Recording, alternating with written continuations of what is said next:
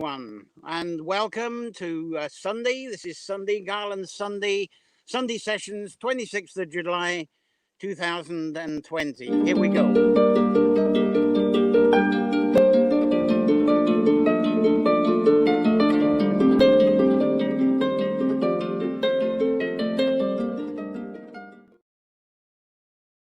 Well, thank you for joining us, joining me for another Sunday Sessions. This is our weekly time of exploring the tree law and orm, water law and she, and especially woodland tree and garden sanctuaries. And we got a lovely day, thank goodness. So a couple of days ago, it looked horrible. But let me know in the comments if you're actually receiving me, because a few minutes ago we had no internet signal and it's very low at the moment. So I hope it's not too echoey. If it is, I apologize, but that's out of my control. But today, it's a semi-forgotten Garland Sunday. So let's start. The wrong garland.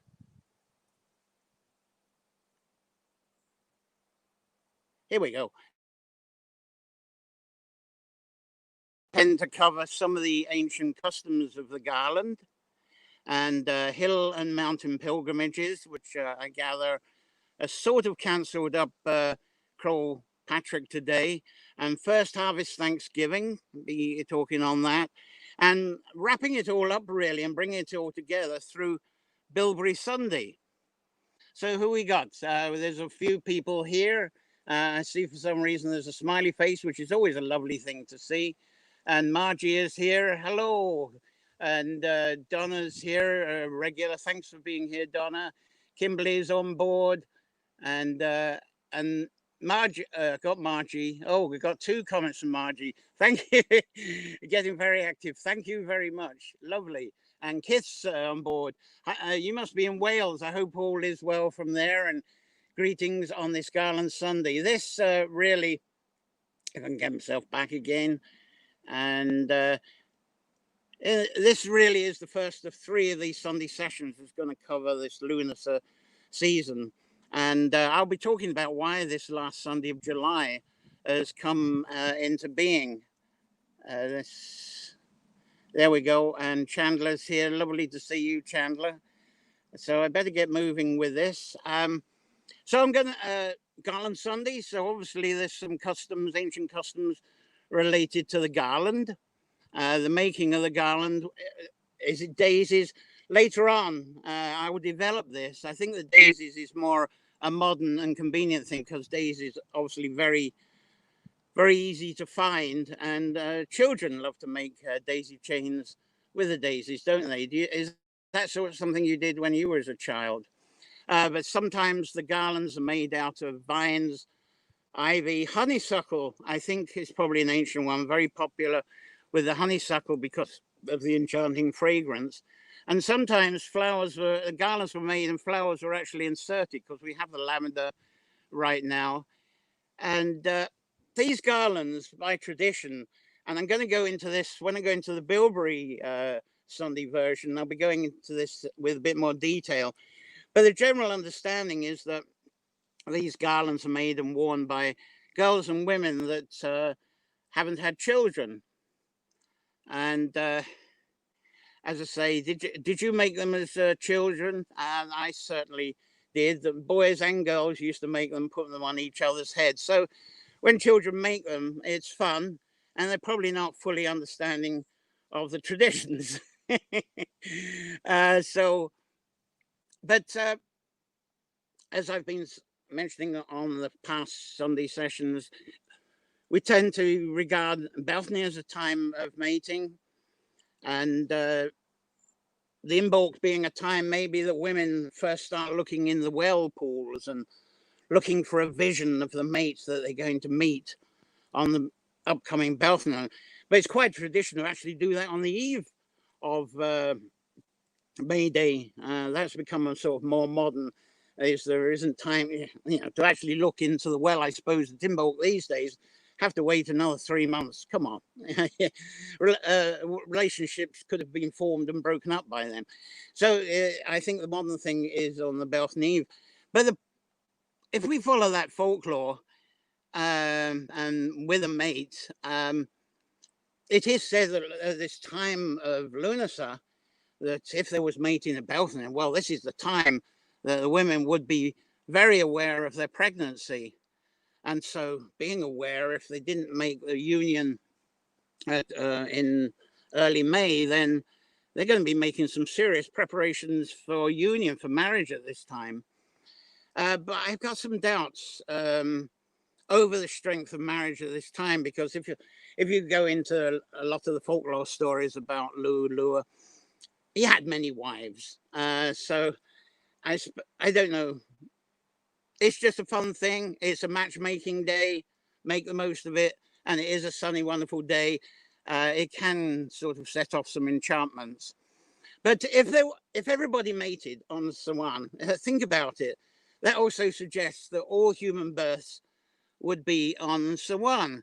And if that is true, can you imagine a whole human race with a sun in Scorpio? A kind of a serpent human race with Kundalini rising as a total way of life. Now, there was back in my serious astrology days, one of the things that I learned, I think it was a bit on the courses, but definitely when I met up at conferences, it was one of the things that was talked about. And you may be familiar with the Virgo and the Scorpio sign, how similar they are. They're kind of M's with different endings. The Scorpio one has that serpent tail, and the M has that sort of squiggly thing. And people relate to the Virgo as being the virgin, and the Scorpio as being the sting in the tail, is the general thing. And I was told that it was taught on the Isle of Cos, I think it was. It was a major university college that did mathematics, geometry, and so forth, an island of Greece. And the one thing they taught is before life came to Earth, or at least before humans came to Earth, that the zodiac was of 10 signs. And then what happened was the tree of life either popped up or came down, and it split one of the signs up. And that's why you got the Virgo and the Scorpio sign very similar. So here we are. There they are. They're split up there. The Virgo on one side, tree of life, and Scorpio. A lot of people, when they think of Libra, they think of the scales. And someone's done a lovely illustration to bring the two together, because it seems that the scales are a fairly modern symbolism, because the tree of life is regarded in more, since medieval times, as being a symbolism of judgment and accountability. So scales tend to be on courthouses, especially in the USA. And when you go around the rest of the zodiac, everything is a living thing. You may argue, well, the Aquarius is just the wavy lines. Well, not so long ago, the Aquarius symbol was the water bearer. In recent years, it would have been the keep it patriarchal, the man pouring the water. And before that, it was a woman pouring the water. And then they went for the shorthand way of just the wavy lines. So interesting on that. And well, that reminds me, way back when Chairman Mao was the boss of China, some reason with all of the developments, he would arrange it so that the men would leave their families for most of the year to go off in gangs to work on roads, railways, whatever they did. So they never got partnered with their wives. So there was no chance of any conception, and no conjugal visits or anything like that. They were separated. And it said that he used to bring everybody, the entire Chinese population, together around equinox, so that there would be a family holiday celebration.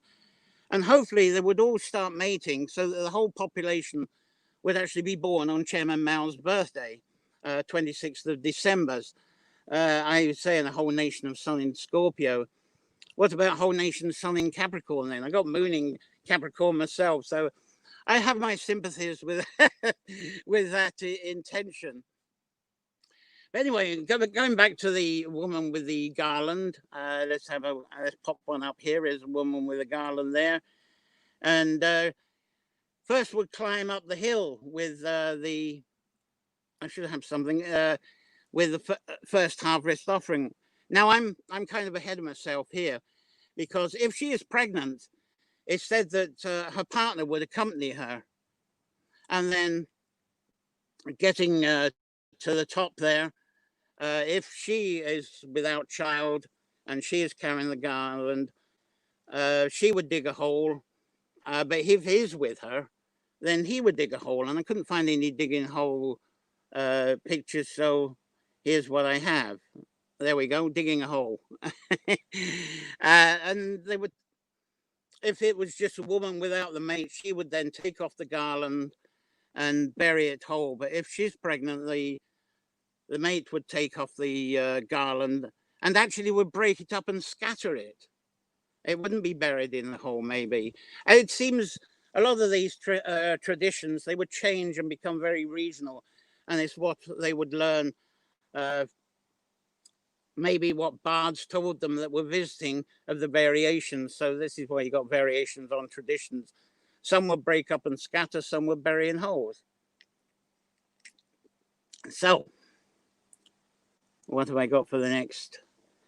There we go. Now, in many variations of this, and I'm going to be talking about this on Bilberry Sunday, I have heard of the removal of the garland being at the top of the hill. If it's with the mate, it's actually part of the wedding ceremony. So all these characters going up the top of the hill to get married, she's got the garland on. And some storytellers, they talk of whole stones being on the top of these hills, and this was part of the ceremony. And part of the tradition with whole stones, there's some of them lying around, and obviously I flashed a picture a little earlier, but it's said that, well, they're kind of medieval stones, and down through the Christian years, they've said, oh yeah, they used to be crosses. There was a wooden pole through it, and there was a cross, but the wooden pole has rotted. Goodness me, if you go around the country, you actually see stones carved in the shape of crosses. So that's a load of BS, I think. But it's said that, well, let's show you this whole stone. This is actually in Donegal. This is in Glencolmkill. See, it has got the medieval carvings there, symbolism. There's the hole. If you can see the hole at the top. And it's said that one of the partners, if they were attracted... Now, if this was done below, there's another custom, and I did talk about this at Beltona, whereas there would be two circles of people. And, well, let me move on to Beagmore. This is in the Sperrin Mountains up in Tyrone. There you go. This is one example. It's a whole field of these figure of eights. Look at, if you can see the two stone circles there. In other parts of the field, and unfortunately I haven't got good photographs, they actually have a kind of a stone avenue that goes up to these circles. And the story I'm told from the Sperrins there is you would get the men in one circle, you would get the women in the other, and they'd be giving each other the eye. And when they got each other the eye, you see that mound that's there, it's reckoned that there was a whole stone on the top of that. So one from either circle would go up to that stone, put their finger through the hole, and if the person they got the eye on has said, you know, this is great, this is chance for a union, oh, here's the partner of my dreams, they would go up and put their finger in the hole at the same time. And going back to this Donegal one, here are two people demonstrating, and there they go. Those people were on a group that was taking around Donegal in this area, and they actually proposed to each other, and that was their union. Right, they couldn't wait for the wedding. So that's a bit how these... So it's said that these whole stones were actually up on the hills, but unfortunately I haven't really seen or heard of any up on the hills. They seem to be low down. And also another thing, and I think it was a church influence, is that the priests didn't like, the later medieval priests didn't like people going up the hills. It was dealing with Satan, the devil, and all this other stuff. And they tried to encourage this ceremony to come down to the bottom of the hills. And it somehow got moved to graveyards. And so quite intriguing that this would be done towards the graves of ancestors recent family ancestors, grandparents, great-grandparents, similar things, and the actual garlands would be broken up and scattered over the graveyards, all because the priests discouraged the hill climbing, and they said that this time of lunacy wasn't for mating and dancing and feasting and all those jolly things. It was a time for celebrating penance. So anyway, the broken garlands would be scattered over the graveyards, and the women present would get into a bit of keening, which is related often to the banshee that you might be familiar with, the wailing. So it's almost as if a couple that want to get married, they've got engaged and they've expressed their love for each other, and all the rest are crying about it. Maybe that's why women cry in church, I don't know. And there's also this crossover that, well, here we go. I want to show you this one. This is how it's changed. This is actually a Tobernaut well, which is in outside of Sligo. Very famous, very popular well. They also celebrate Garland Sunday there, but they're not up a hill. They're actually by a holy well. And this is a mass rock that is by the well. And if you visited here, you'll realize that's actually by a stream that comes out of the well, very powerful well, and it goes down into Lugh.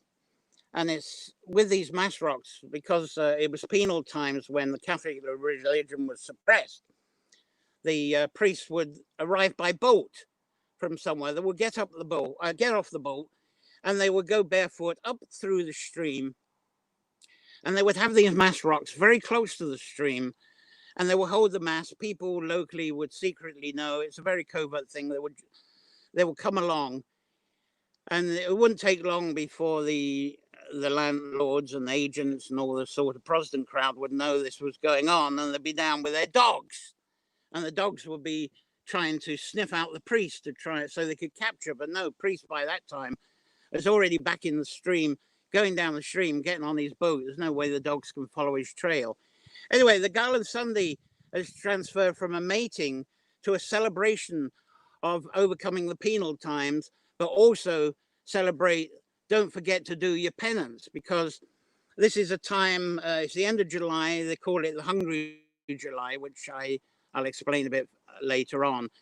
But just because you got all this harvest, just because you got all this goodness, because you got all these urges, suppress it. You've got heaven to look forward to. Meanwhile, enjoy these penal times. Sorry. But last Sunday in July, and a lot of people were saying, well, what's he on about? It's talking about lunar traditions. And when we think of lunar traditions, we might jump to the 1st of August. But a lot of us forget that that 1st of August was set by a Gregorian calendar. And it has taught to us, okay, this is the time of penance. This is the time of Garland Sunday. This was arranged by Patrick. But what a lot of people don't realize is that we have the date that we have now, all down to this character. If it just come up. I hope you're getting a signal, because this is slow, because it might be a bit rough. And there we have the jolly Pope Gregory there, and he was the one that set, I forget the date now, it's 15 something, and he set the calendar that we had now, way after Patrick's time. So Garland Sunday made this sort of separation in medieval times. And one development is celebrating the growing of life. As I was saying, the Garland women, if they were expecting a child, they would go up the hill as a celebration or as a union, so that they would be a family. There's a whole tradition of a year and a day that you probably might be familiar with. But the one thing, because of this relationship to the womb and the birth expectancy, there's Garland Sunday celebrations, because it's also, in some places, it's a fair time. And parts of the cache, they're not having it today, unfortunately, because of the COVID situation. But normally today, there would be a whole kind of fair that integrates some of the traditions, how they have evolved and become very different. So here we have the Garland women going up the hill, And that has evolved in this fair, which is down on the lower ground, into a baby show. And this is from an old poster, if it will come up. Very reluctant. There we go. You might not be able to see it, but there's in that one of the listings is for the Bonnie Baby Show. Anyway, I'm going to talk up a bit about the hill and mountain pilgrimages and how they've changed. But before I do that, let's have a little look at what you're saying here. Sandra Elizabeth, good morning. Are you all hearing this okay? Is it coming over okay? Because I say the internet's pretty lousy. We after that terrific signal we had last week, I trust you're hearing. Plenty of lavender blooming. Yeah, make some garlands, get up the hills. You never know who might woo you up there. I'll come to that, as I say, on the bilberry session. So there's Donna, ever hoping. Yeah, collect them up. Chandler, good morning to you there. I think I've caught you at the moment. Anyway, to get on with a bit of a wrapping around the stories of this time. Now, where were we? Oh, yes, pilgrimages. Hill and mountain pilgrimages.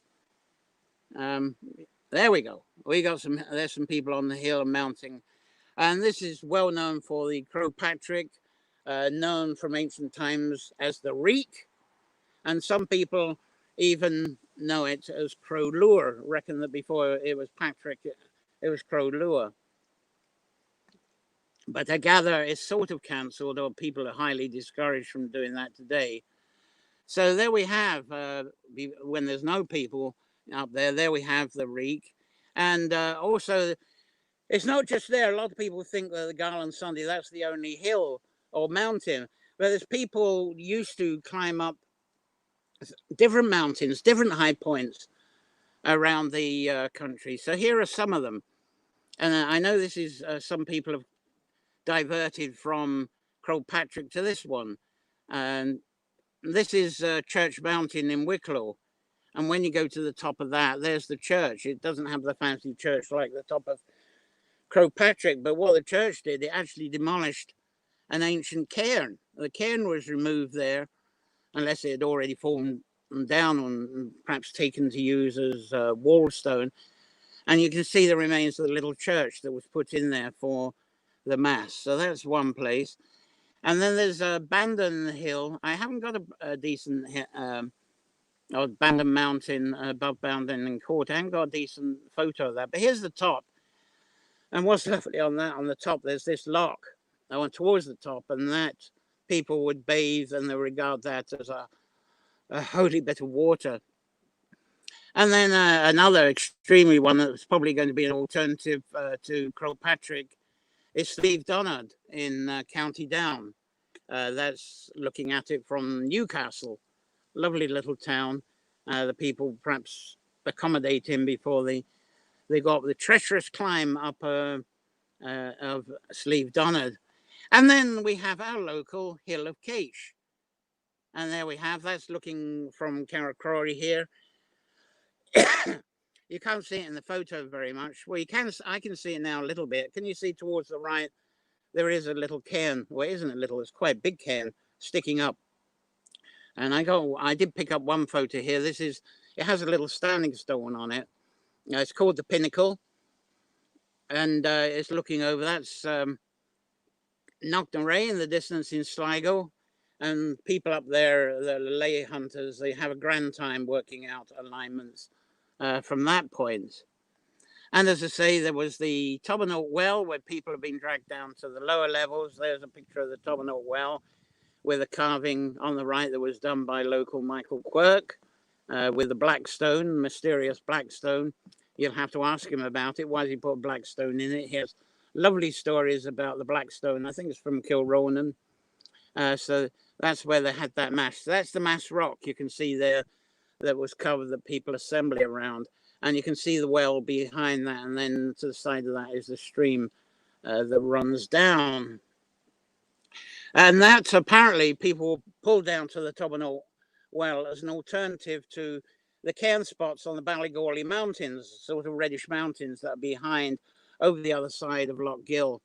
and they were encouraged to come here. Now, one of the things that traditions of Lunasa is, because it's to do with fertility with human birth, and fertility because this is first harvest time with the crops, the cereals, the potatoes. So there's a call of protection.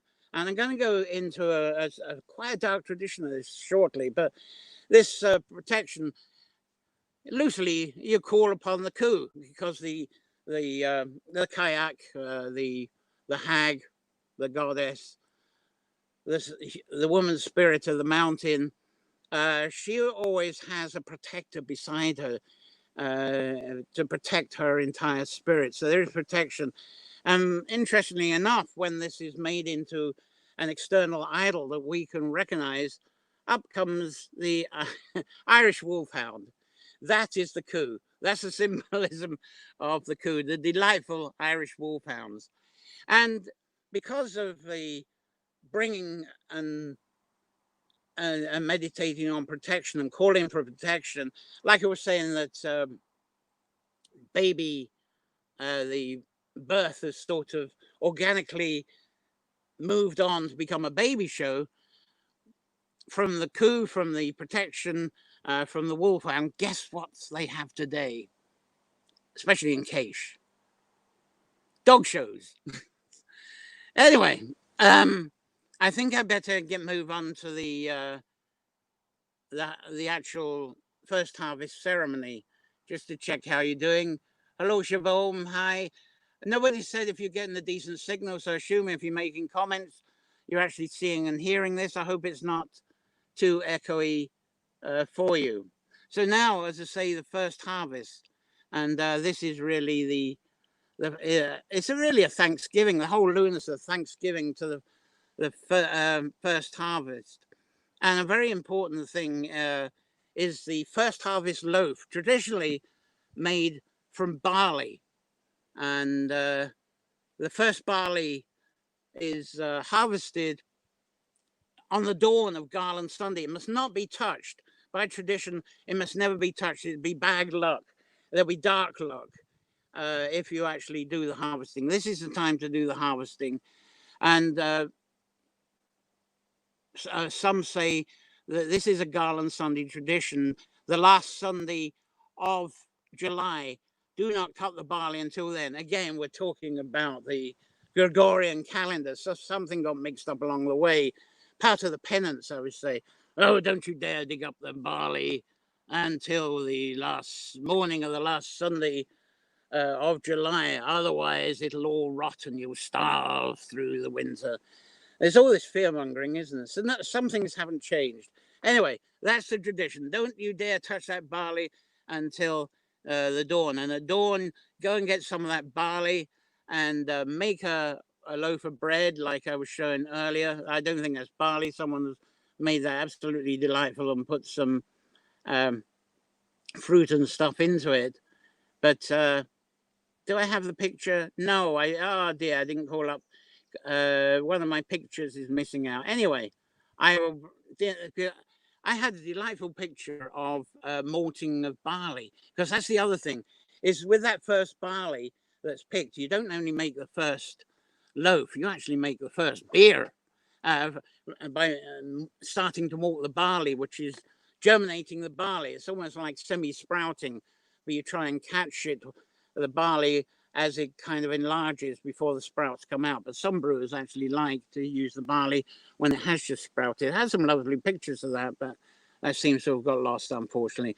Now, another thing, when that first barley, and these days it's more than barley, it moved on to rye, moved on to oats, and then in later years on to wheat. And so from that first cutting the heads off of the first golden crop there on the last Sunday of July, the Garland Sunday, you take the heads off, but you got the stalks. And with the stalks, a thing called corn dollies is made. And here's a couple of beautiful corn dolly pictures. And they're used for rituals. And people treat them very similar, I think, to the imbolc. And then there's this one, which, talking about the garland, is it's become an alternative totem, an item to actually hand over to someone you fancy and a loved one. And if they accepted it from you and put it in their garland or put it on their hair, or they actually, yes, it's somewhere on their head, then it means they've accepted your advances. But if they use it as a brooch, it says, yeah, you're a great friend, something like that anyway. But the original function, I gather, for these corn dollies and for items like that is actually, again, the coup, the protection. They were actually made where the seeds from the first harvest, some of the seeds were held back to be stored within the corn dollies, and they would actually be put in the dark. And these were the seeds that were going to be sown for the crop next year. So various people would make the corn dollies, and I think by tradition, the corn dolly makers, again, were women that hadn't had children, and the purpose of them was for seed storage and as reverence to the kayak, the goddess, the hag, whatever you like to call the woman entity, the Mother Earth, in a tribute to her, that she would protect the seeds so there would be a great harvest next year. Now, some people will know this time. Oh, yeah, I better move on.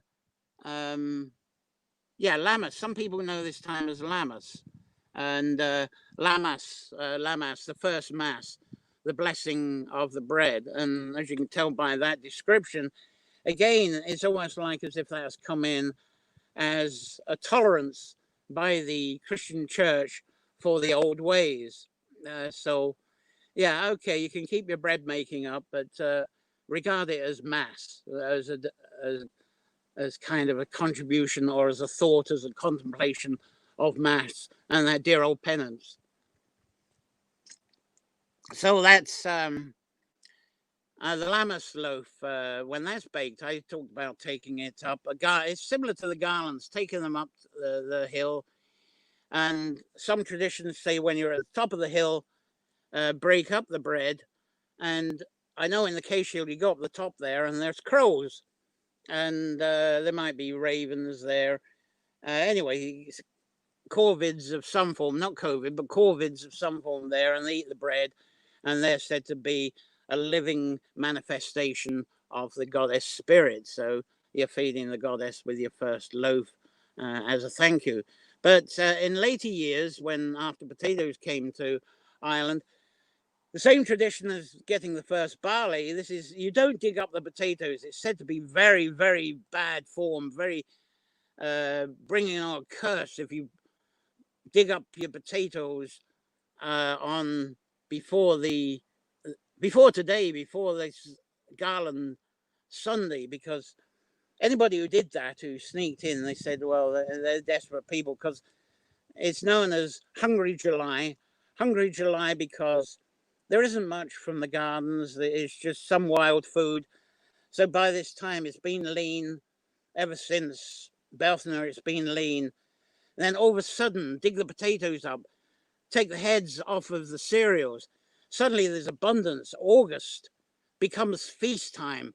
It becomes gluttony time. But don't start that until this morning of the Garland Sunday. That's the tradition of that one. And some people say that you take the potatoes up the hill and start cooking them, but I'm not sure about that one. I haven't seen any full of flowers or any sign of any cooking, and it seems to be quite a drawn out. I think that was something that would be done as a celebration once you're back down the hill, but that's just me applying a bit of common sense. Anyway, I say Luna's a big day of feasting after a lean time of fasting. So here's a sort of a logo of that: local foods, out of the garden, all this. And of course, it's also a celebration of fitness through sports. I haven't got anything on the sports here, but they certainly, part of Garland Sunday in Case is the sports, ranging from running sports to, because in order to eat in July, you had to do a lot of running. So a lot of fitness have been got through July, running around trying to forage and hunt in order to not go hungry because the harvest wasn't ready, or the priests would be after you for digging stuff up too early. Anyway, so and also the celebration in sports. There's these days there's the egg and spoon race, there's sack races, but then there is the prowess sports of tossing the caber. Not so much in Ireland, but it's all connected with that in Scotland, and throwing big weights, tossing the sheafs, and how fast can you do a pile of turf, and all these kind of men, especially trying to show off their prowess. But there is a darker interpretation of this first harvest, offering the first harvest up on the hill. And this revolves around different stories of a being called Crom Dubh. And there's a, does anybody know where that's from? You stone spotters, you probably know exactly where that's located. It's outside somewhere. I've not visited anywhere and seen that. I've seen photos of how the lime, where it leaches at the top, how it's spread over time, so it gives it sort of blonde hair. But I don't know where that is at all. And then we have another one, Crom Cruach. And here he is. There's an illustration of him. And you might say, for those of you who are fans of Robin of Sherwood and some of the English and Welsh traditions, that's Herne the Hunter.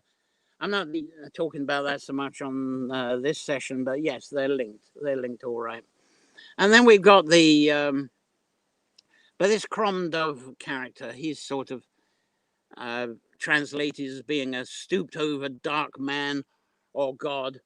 But I tend to think of the stoopness, if it was a stoop, that's a description of an overlord, someone that was definitely a spirit, half man maybe, but someone definitely higher than a chieftain, and was very much an underground god and a very patriarchal alternative to the kayak of the Mother Earth, of the hag spirit.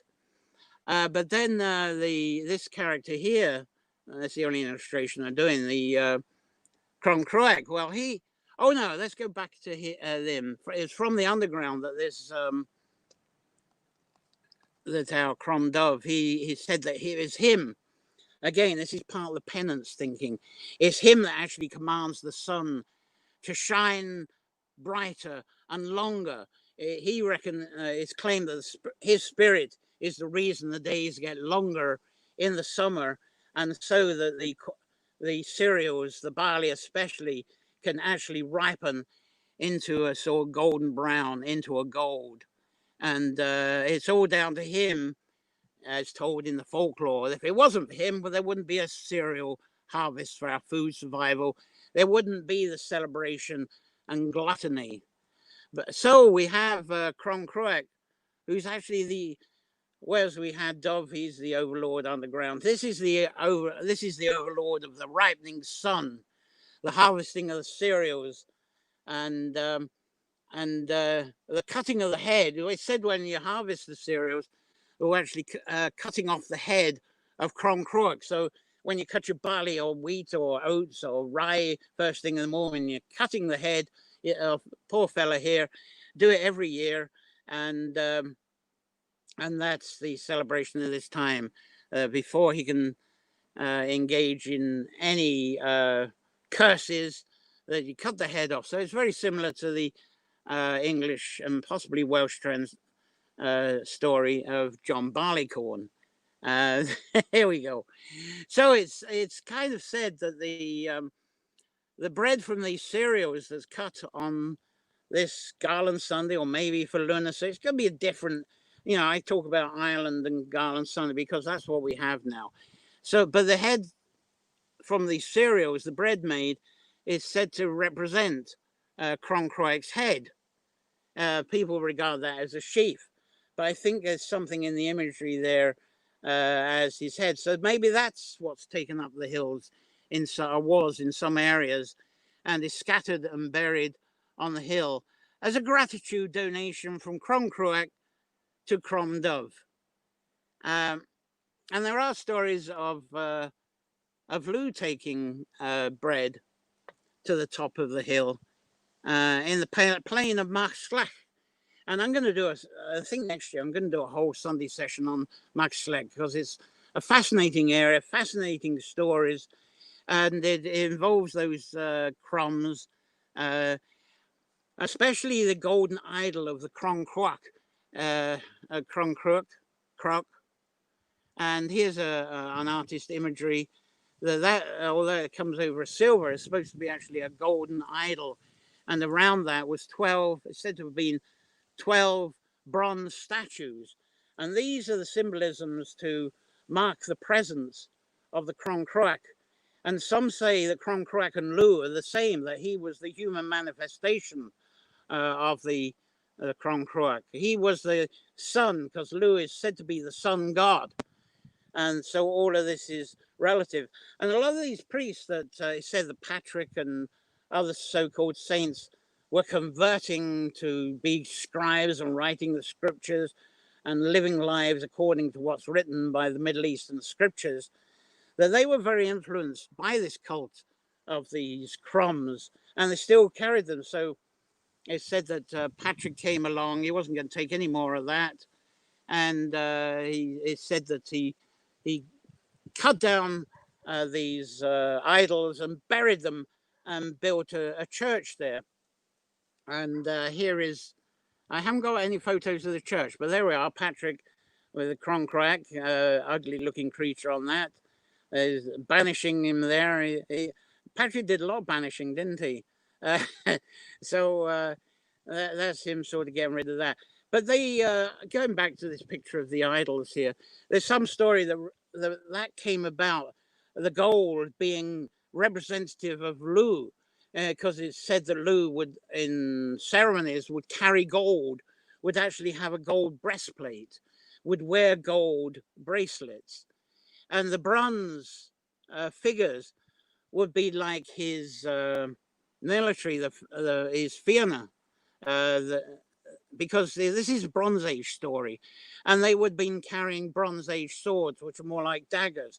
So these 12 of his protectors, warriors, some might say, were their bronze. So is this a kind of imagery to represent Lugh surrounded by his protectors? And because people were into astrology, then it had on the 12 months, it had to be 12 of them.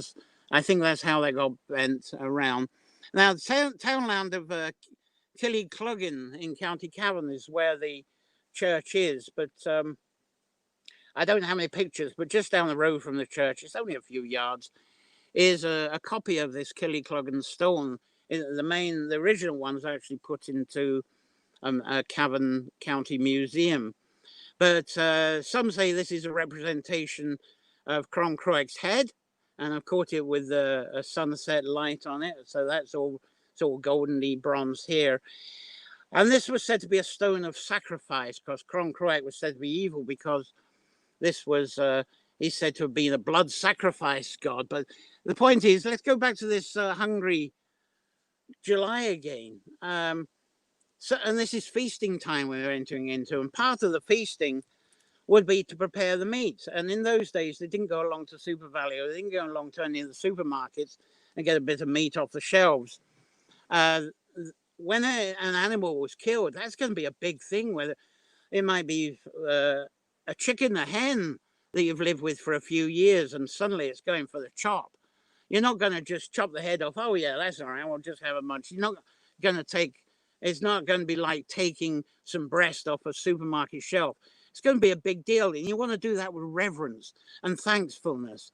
And this is said to have been done over the head of Crom, and the blood would actually run. It said these blood would run down through these engravings. So it's really not so much a sacrifice. Well, it is a sort of sacrifice. It's a sacrifice needed, otherwise the people go hungry. But it's a kind of respectable reverence for meat, which has long gone from now. Now, further down the road, I've got some lovely pictures. It's the next townland. It's not very far away. It's Kilnavert, and there's a very impressive combination of tree and the stone circles there. And this is all part of the Slécht area, which stretches from here up into Crom in County Fermanagh. But the story behind this, as I say, I'll tell with another Sunday session. And let's go into this. There's, you go into that stone area. Those are the stones, quite remarkable inside that sort of tree circle. Anyway, they have there is a mummer's story. It's performed in parts of Ulster, and they like their kind of mummer style folk dramas. And it's still very popular in Ulster and certainly in Donegal as well. But in the story of this time, there's Lugh. Lugh's representative, a character. He's representative of a son ripening corn. But he's not a mummer. This is a Lugh character by an artist. But there he is with his sort of Scottish style kilts, hundreds of years before kilts were actually invented. And the Crom Dubh then tries to stop Lugh ripening the corn, and he calls rain and cold winds to stop the cereals ripening. So there's a battle between Lugh and Crom Dubh because Lugh wants to feed the people, Crom Dubh wants to curse them and I think he's been very active this June and July. Don't you agree? We haven't had much sun. This is lovely. We've got the sun today. So Lugh is in our presence today. I think the sun god has arrived after Crom Dubh has had his way through June and July. And through the stories, Lugh wins, but they have to throw a bit of the Protestant, I think. I shouldn't talk about religion in divisions like this. Anyway, what happens is, after he wins, Lugh becomes St. Patrick, and Crom Dubh, he loses his immortality. He is going to die sometime, but he lives the rest of his life as a wizard, I suppose you would say. Anyway, the trading and feasting at this time, Garland Sunday, Lunacy on 1st of August, or Lunacy when there's the cross quarter, which is the 7th this year. Maybe we can include the following weekend. Trading, fairs, feasting, it's all important. And I'm going to be making an announcement later. Here's one that's coming up. And next week's Sunday sessions is actually going to be live from here. I'm going to give you more details. It's the other side of Ballygadreen. There's a wee little fair going on there. So we're actually going to be on the road for the first time and broadcasting from there and talking to the traders, talking about the trading traditions. But trading and feasting is very important. And alas, I'm not sure where this is. I forget where this is. I think, again, this is up in Ulster somewhere. These sort of fair gatherings are not actually happening today because, well, the COVID thing again. So I'm glad we got this little event, and there might be little farm shop events around near you where you don't have this mass gathering, which we're discouraged from, and it could well be dangerous at this time. So I'm going to go on to bilberries, which is going to sum this all up, and they'll finish it off.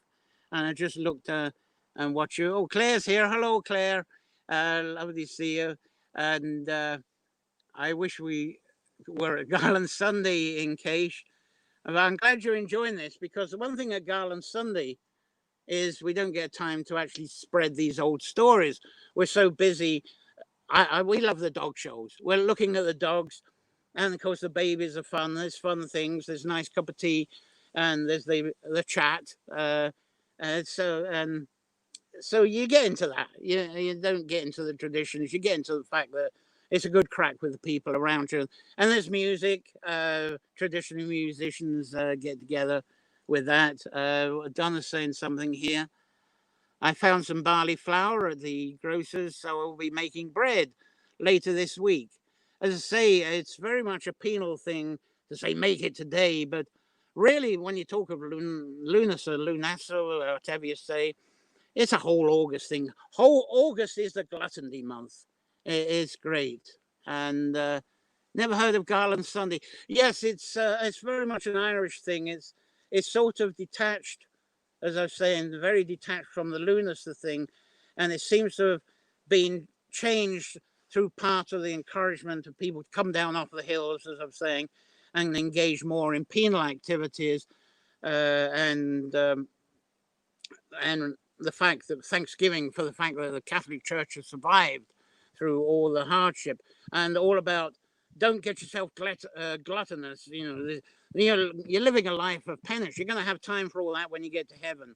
Well, you know, I used to think about that from the other Sunday sessions that I've said. Anyway, I'm going to go on to the bilberry Sunday now. If I can get back to where I was, says here we go, bilberry Sunday, which to me has actually been very much part of my life. Come on up.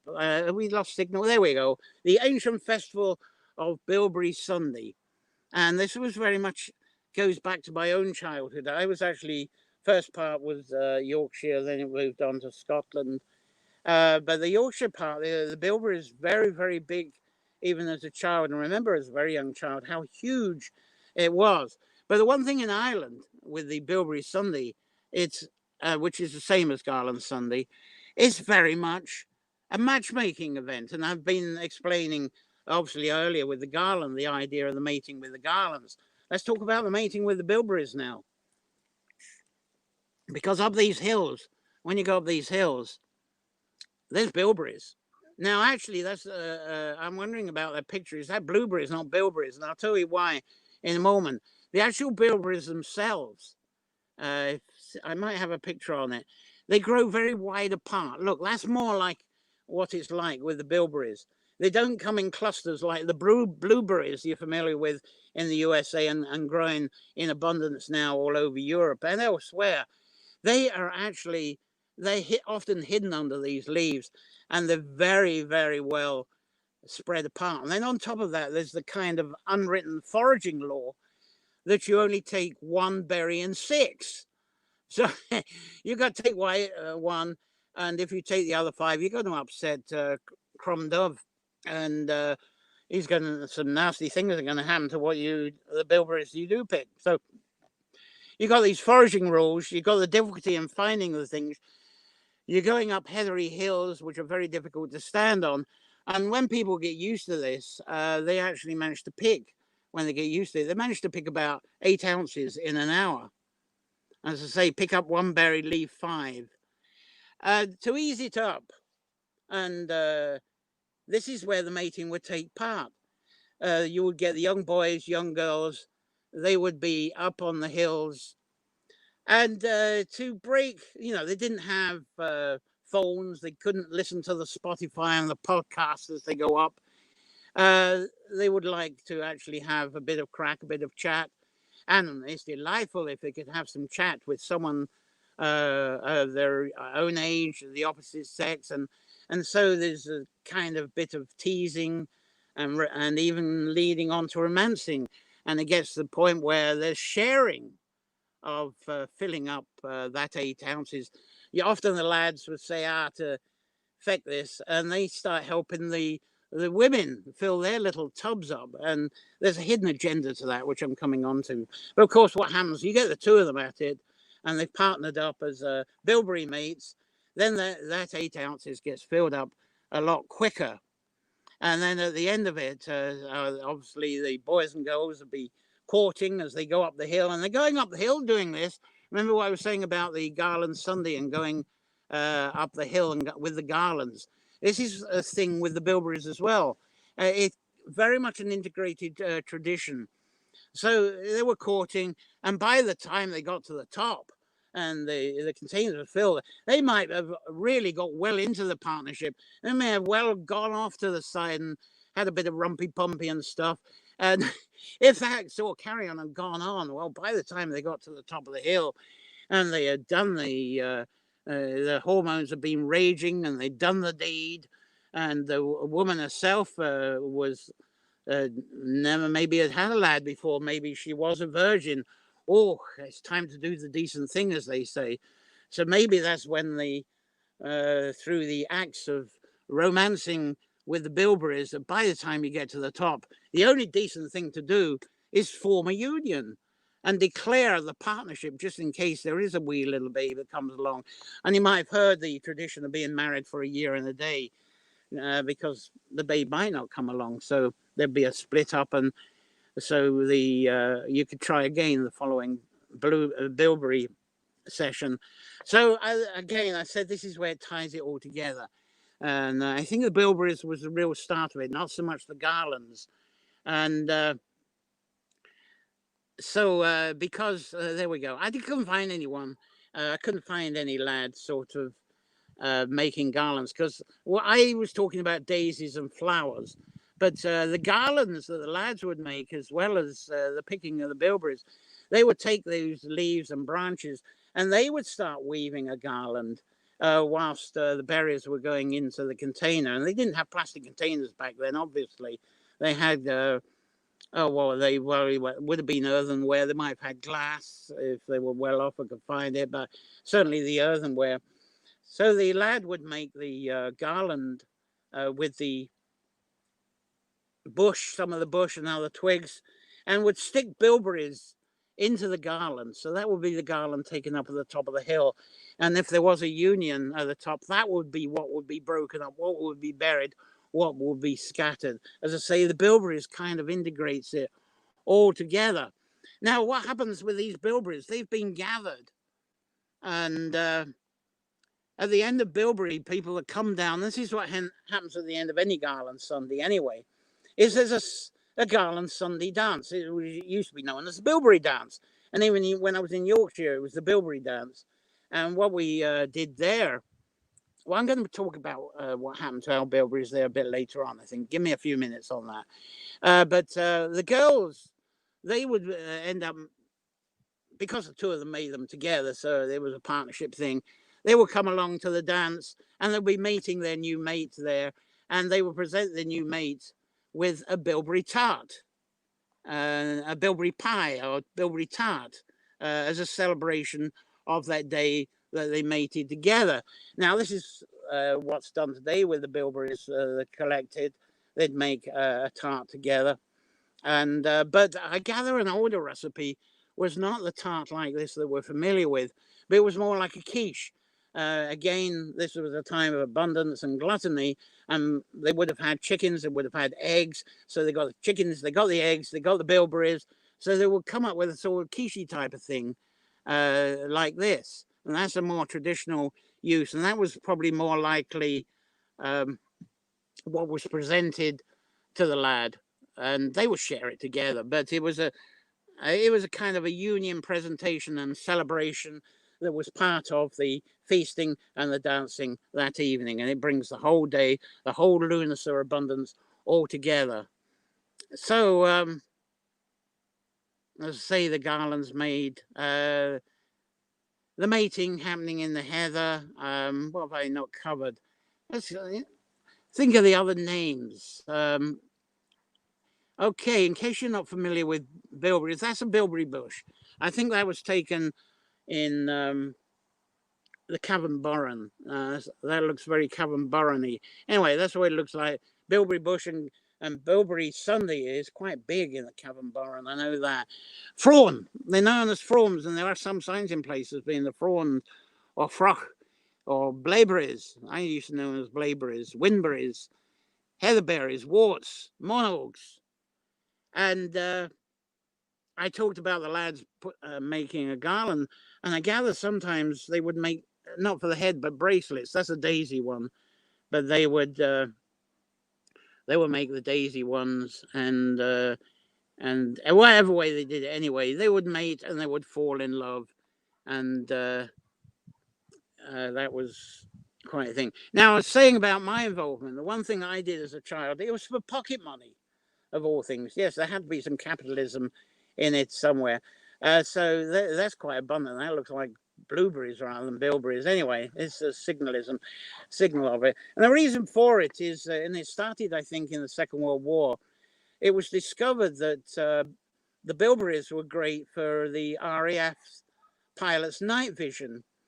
And there was a Huntley jam factory that was on the moors in Yorkshire, and people would at this time would pick the bilberries to collect them up to take them to this jam. It was amazing. This jam factory on the moor, this little jam factory, and you would get paid for the weight. Well, £0.5, goodness me, it's really hard work for the money. but it's something you did for the pocket money. They will pay. And it was that jam factory by Hartley's that made the jam exclusively for the RAF pilots at the time. This would have been in the 50s, so I don't know if that tradition is long gone now. By thinking about it, it was a really delightful time. That wasn't mating. I was too young for the mating. It was lovely to talk with the other children, the other boys and girls, and we would help each other collect together, and we would have our own pot that we would share, and we would split the money in half rather than compete individually. So we very much did it as a sort of cooperative. Lovely times. And then here we go. The pilots are down in the RAF and they're having their toast and bilberries, and and that's pretty much all I'm going to say about the bilberries. Again, it's another long session. Let's see if you've had any more comments. Hope you don't mind this being. It's going to be a short session next week, I think. Good day here. Yes, lovely that you joined us. I hope you're enjoying these garlandy lunacy stories. So it's been lovely sharing this with you. So let's. Before I finish off this story, let's go through the banners here. Carol Crory Sessions, please join the Carol Crory Sessions Facebook group. I'll message me below if you're not sure where it is. I'll put the links in again. And for those of you on YouTube, please click the subscribe for the Carol Crory Journal channel on YouTube, where this is flowing through as well simultaneously.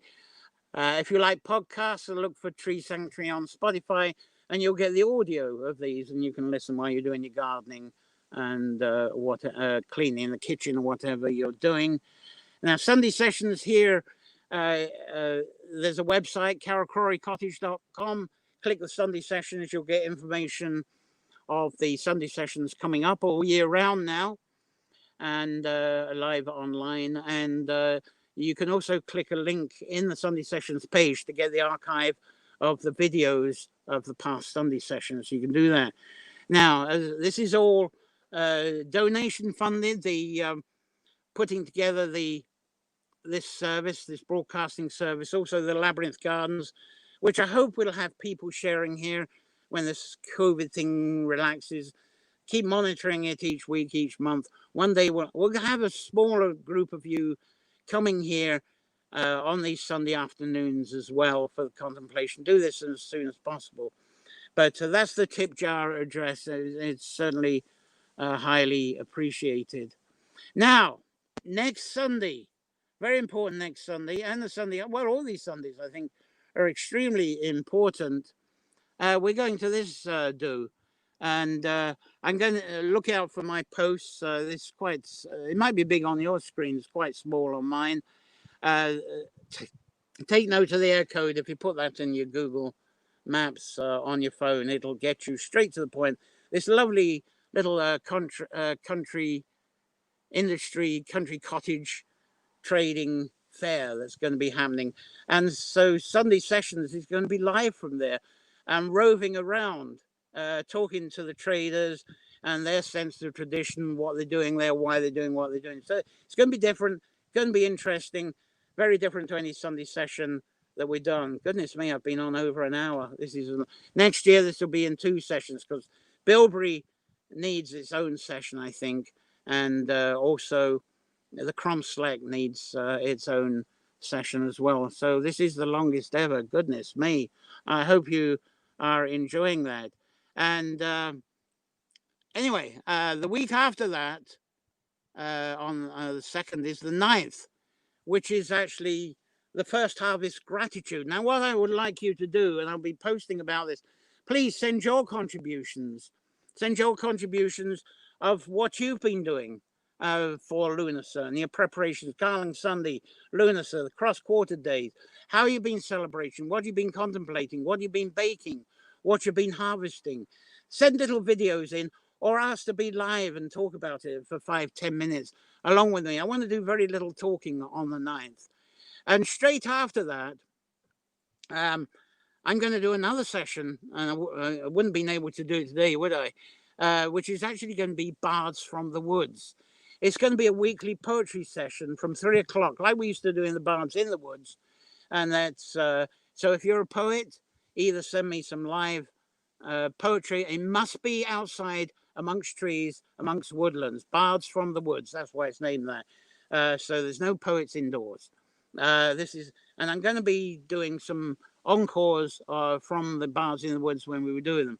So that's going to be from 3 o'clock, because we're going to have more horsepower with these presentations as from the 9th of August onwards. And hopefully each Sunday be doing that after the spoken story, sort of storytelling Sunday sessions. So do join me live. Is there any last comments from you here? Right, you like the longer sessions. Great. You're very patient, very kind. Where should I send any videos? If you go to the carricroycottage.com, there's a contact there. But after I finish this, I will be going through your comments and come back to the comment section here, and I'll have some addresses. If you're familiar with the messaging, how to message me on Facebook or YouTube, message me through those. I'll pick up the message, and then the videos, I like the videos to be sent through WeTransfer. WeTransfer is a lovely service. It comes to me through the email, and I can pack it up from there. So I do some messaging to start with, and we'll make that. We'll make those arrangements. So thanks very much.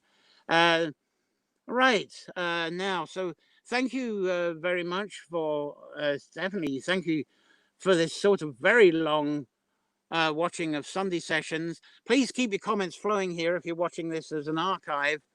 Enjoy a safe week full of wonder, inspiration, celebration, and this is a time of enchantments as well as gluttony. So until next Sunday, play well and bye-bye.